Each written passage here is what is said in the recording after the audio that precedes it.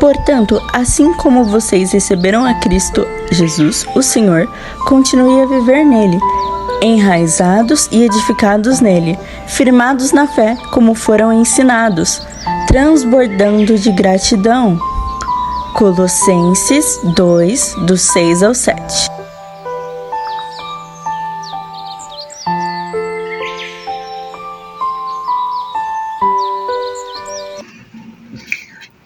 Bom dia!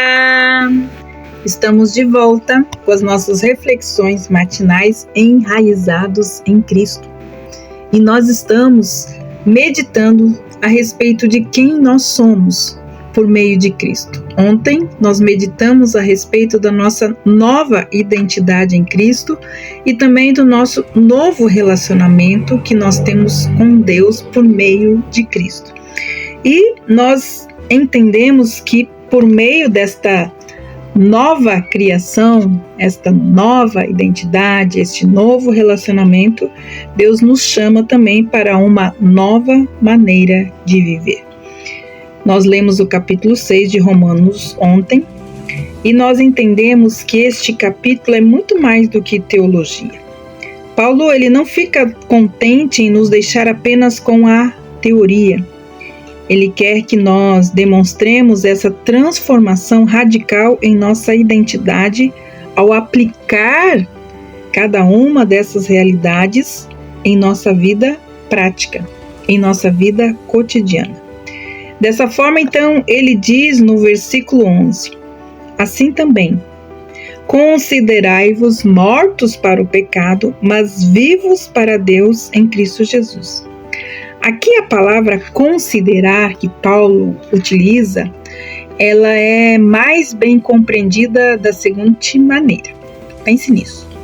Com cuidado, especialmente com respeito às suas ações. Paulo, ele quer que entendamos que por meio de nossa união com Cristo Jesus, não somente fomos libertos do domínio e da escravidão do pecado, mas também fomos unidos a Jesus em sua vida. Então, estamos mortos para o pecado e vivos para Deus.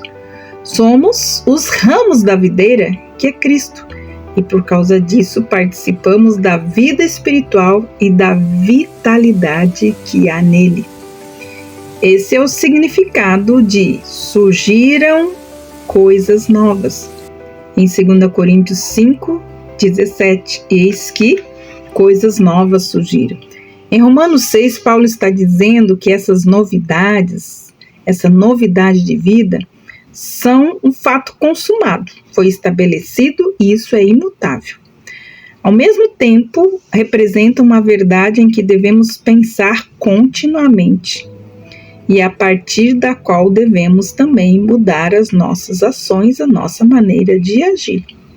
É por esse motivo que em Romanos 6, ele de imediato acrescenta uma medida a adotarmos. Ele diz, portanto, não reine o pecado em vosso corpo mortal, a fim de obedecerdes aos seus desejos, lá no versículo 12. Afinal, alguém poderia perguntar, se realmente fomos libertos do domínio do pecado, se ele não mais nos governa, por que devemos ser diligentes em não deixar o pecado reinar em nosso corpo mortal? Que diferença isso realmente faz? Bem, o Novo Testamento ele é bem claro. Isso faz uma grande diferença. Você e eu estamos agora enganjados em uma guerra espiritual contra a corrupção remanescente em nós. E essa batalha, queridos, tem consequências reais para nós mesmos, para os outros e também para a glória de Deus. Dependendo de como nela nos enganjamos, esta batalha é descrita por Paulo lá em Gálatas, capítulo 5, versículo 17. Ele diz assim, porque a carne luta contra o espírito e o espírito contra a carne. Eles se opõem um ao outro de modo que não conseguis fazer o que quereis. Embora tenhamos sido libertos da absoluta escravidão do pecado, não fomos libertos da sua presença ou da sua influência. E enquanto o pecado estiver em nós, ele procurará recuperar o seu domínio sobre nós. Ainda que o pecado nunca consiga obter sucesso nessa tarefa, ele pode tornar a nossa vida bem difícil, bem mais dolorosa e menos frutífera. Aqui está então uma analogia. Embora limitada, ela pode ser bastante útil para nós, como já falamos. Pense um prisioneiro em um campo de concentração. Suponha que os prisioneiros tenham conseguido de alguma maneira dominar os guardas, confiscar suas armas e se enganjar em uma guerrilha contra o inimigo.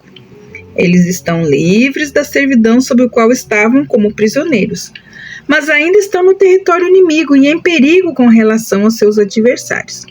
Assim, eles devem ficar alertas e diligentes em seus esforços para escapar dos seus opositores e preparados, então, para se engajar em ações defensivas quando necessário.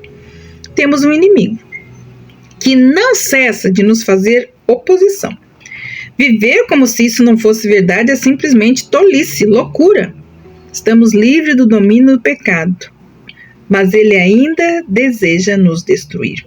Portanto, devemos ficar vigilantes contra os seus ataques e agir pelo Espírito de Deus para destruir as manifestações de pecado que percebemos diariamente em nosso corpo e também em nossa mente. Paulo, lá em Romanos capítulo 8, versículo 13, ele quer nos lembrar que uma vez que estamos livres da escravidão do pecado, podemos dizer não às tentações. Somente na eternidade será impossível pecarmos, mas agora é sempre possível não pecarmos em resposta às tentações específicas.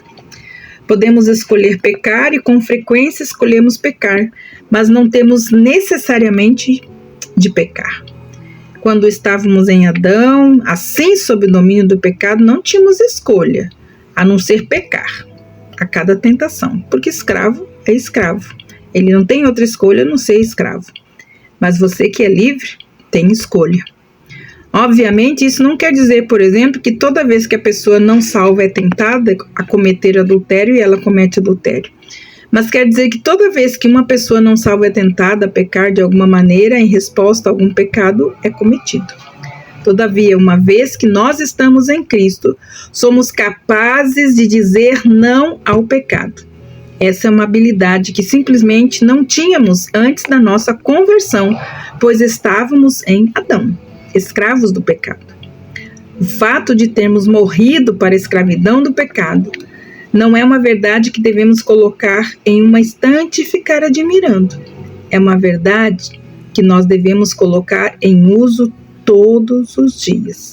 Aqueles que estão em Cristo estão livres para dizer não ao pecado e às tentações. Não são mais escravos.